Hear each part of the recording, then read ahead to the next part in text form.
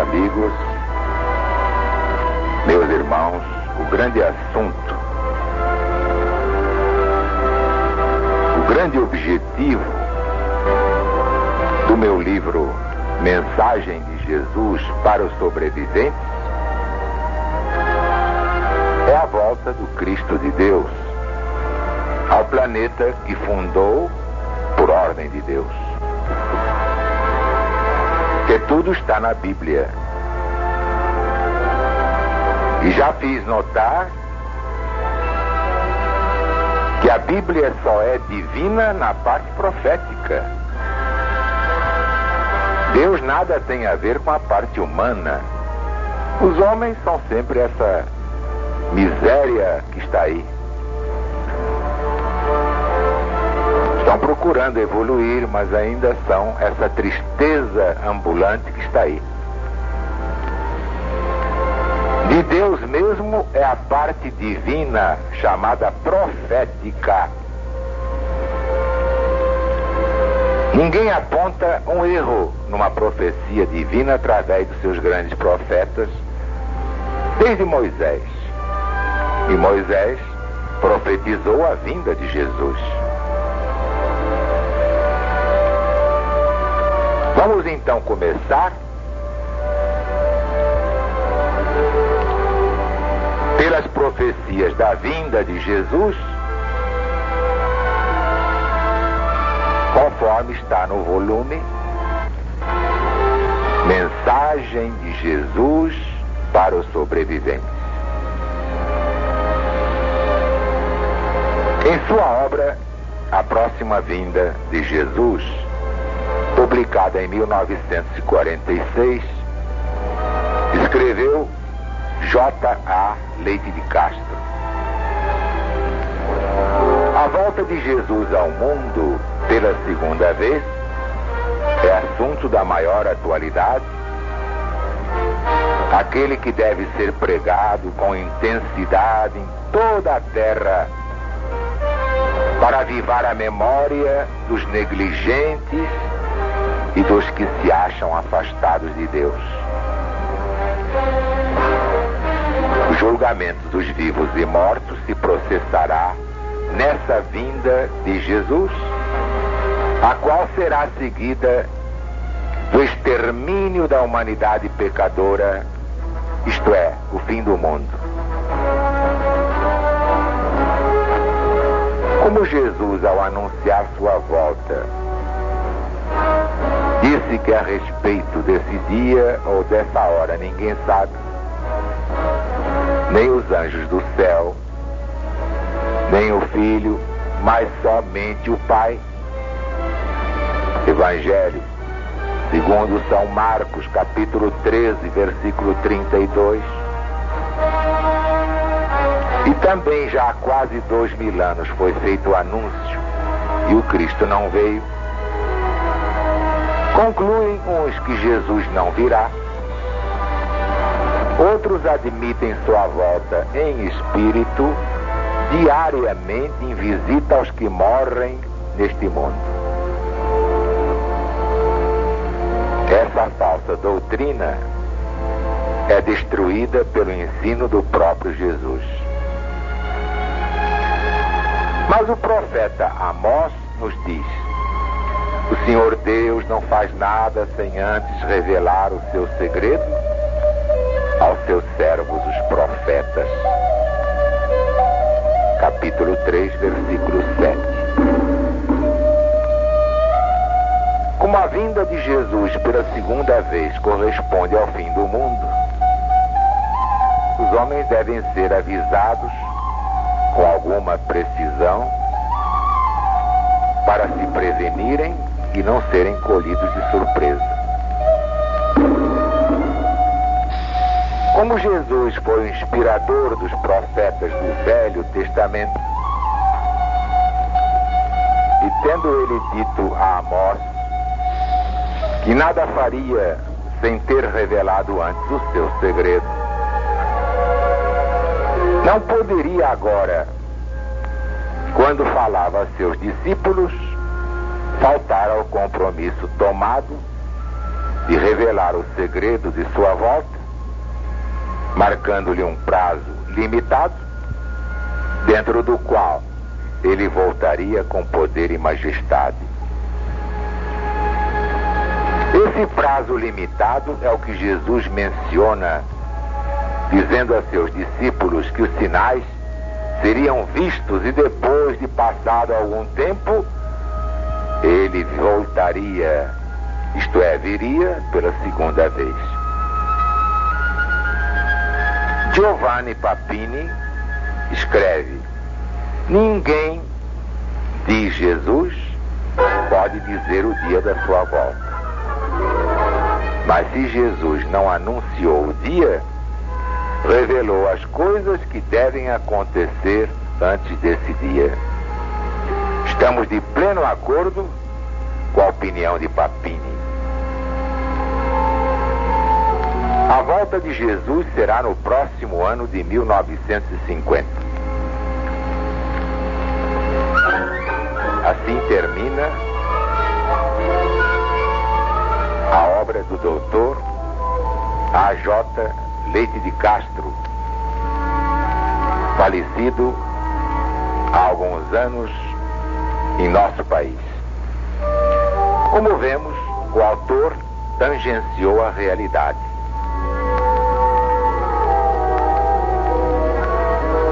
Em 1950, exatamente a 1º de janeiro, dia da confraternização dos povos, veio a este mundo a Legião da Boa Vontade. E a LBV é o novo nome de Jesus. Quanto aos salvos, que diz o Divino Mestre? Convém reler a oração de Jesus ao Pai, no capítulo 17 do seu Evangelho segundo São João, que eu sintetizei para as joias do bom pensamento. Pai, é chegada a hora. Glorifica teu Filho, para que o Filho te glorifique, pois lhe conferiste autoridade sobre toda a terra, sobre toda a carne, a fim de que ele conceda a vida eterna a todos os que lhe deste. E a vida eterna é esta: que te conheçam a ti, o único e verdadeiro Deus, e ao Cristo que enviaste. Eu te glorifiquei, consumando no mundo a obra que me confiaste para fazer. E agora, Pai, glorifica-me contigo mesmo, com a glória que eu tive junto de ti antes que houvesse mundo. Revelei teu nome aos homens e mulheres que me deste na terra. Eram teus e os confiaste a mim, e eles estão vivendo de acordo com a tua palavra. É por eles que eu rogo. Não rogo pelo mundo, mas por aqueles que me deste do mundo, porque são teus. Já não estou no mundo, mas eles continuam no mundo, ao passo que eu vou para junto de ti. Pai Santíssimo, guarda-os em teu nome, para que eles sejam um, como nós somos um. Quando eu estava com eles, sempre os protegi, e nenhum deles se perdeu, exceto o filho da perdição, para que se cumprisse a Escritura. Não peço que os tires do mundo, mas que os protejas do mal. santifica-os na verdade. Tua palavra é a verdade. Não rogo somente por eles, mas também por aqueles que creram em mim, por meio da sua pregação. Eu lhes transmito a glória que me deste, ó Pai,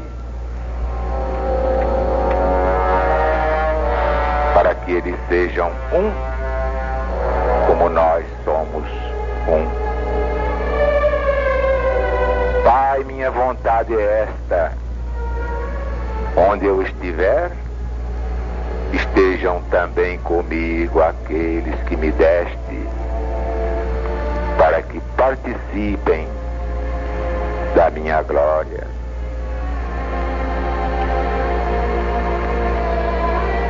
Irmãos legionários prestaram atenção para que se cumprisse a Escritura, isto é, a profecia da traição de Judas, que nela está. Pois que é que temos de ver em primeiro lugar? Em primeiro lugar, o Apocalipse de Jesus segundo São João, porque explica o motivo pelo qual Jesus falou assim. No versículo 10 do capítulo 19, temos a chave. O testemunho do Cristo é o espírito de profecia.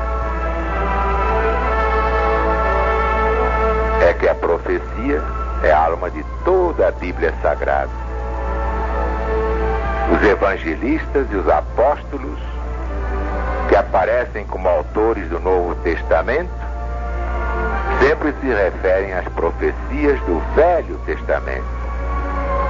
E o próprio Jesus, dando a palavra final no assunto, se refere às profecias do mundo todo do Antigo Testamento. Profecias que começam em Moisés. Vejam bem o que disse Jesus sobre as profecias da Bíblia. E ele se referia exclusivamente ao Velho Testamento. A Escritura não pode falhar.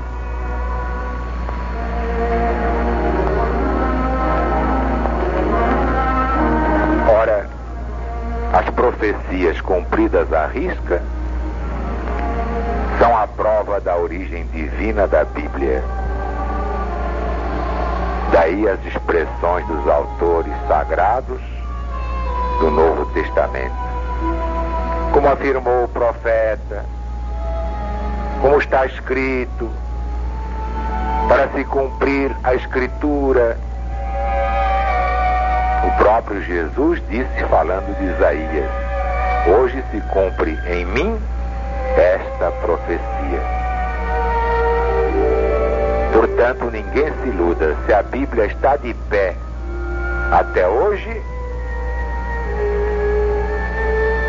resistindo ao materialismo iconoclasta, é porque suas profecias se cumpriram e se cumprem completamente. Com referência a Jesus, todas, desde a forma excepcional do seu nascimento entre os homens, como já explicamos aqui. As profecias do fim do ciclo também se estão cumprindo com espantosa exatidão.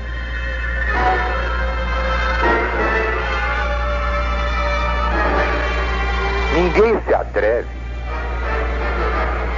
a contestar a infalibilidade de Deus na Bíblia Sagrada, claro, na parte profética. Diz velha sentença iniciática: Deus escreveu a história com antecedência e lhe deu um nome, profecia. O catolicismo e o protestantismo não sabem explicar como Deus agiu assim, como um ditador, é que não conhecem a lei universal da reencarnação. Ora, digo eu, a chave da profecia é exatamente a reencarnação, que não é propriedade do Espiritismo, porque já era ensinada muito antes da vinda de Jesus a este mundo.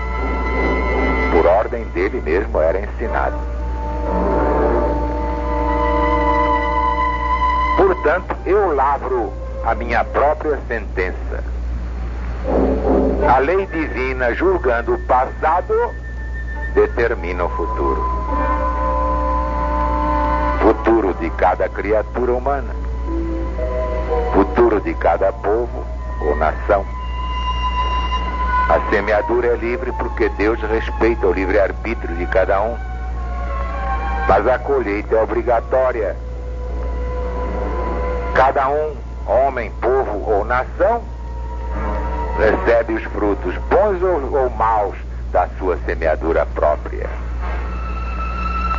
Como diz Jesus no Apocalipse, a cada qual de acordo com suas obras.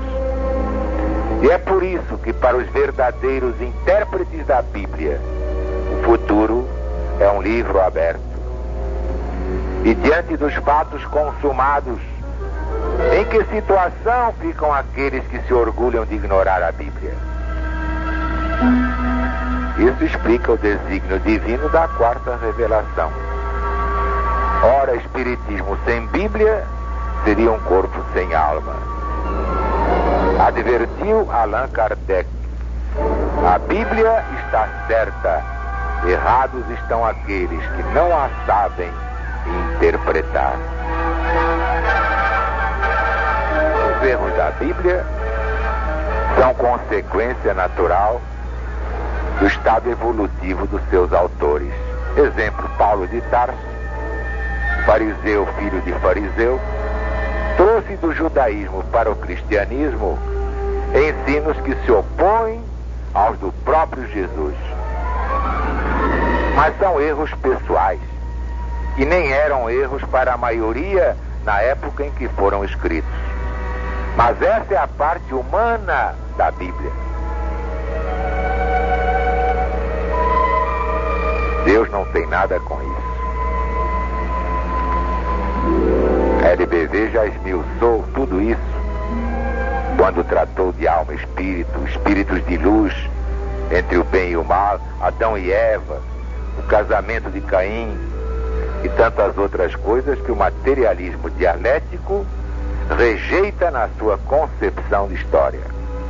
Ora, tudo isso explica a necessidade das revelações progressivas, cuja finalidade, traçada pelo próprio Jesus, é corrigir, atualizar a parte humana da Bíblia Sagrada.